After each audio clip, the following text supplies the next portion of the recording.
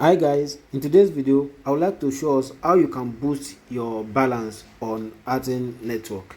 Let's dive in. You first of all log into your Athene Network. So in previous video I talked about how you can start mining ATN on Athene Network. In this video I want to talk about how you can actually boost your earnings so you can earn faster on Athene Network. So when you get to the home page, you'll be shown the page where it says mining. As you can see, we have the node. We have explored the node option in the previous video. In this case, we want to start boosting our earnings. So you click on boost here under the mining.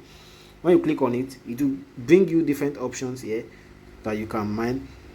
So you can click on the first one that says 1000% reward. So let's click it. If you click on it, then you click on boost here. When you click on boosts, because I don't currently have ATN balance, so it's saying insufficient balance. If you have ATN in your balance, you can actually boost your balance, your earnings here, so it can help you to earn faster than others. If you enjoyed this video, kindly subscribe to the channel and hit the like button.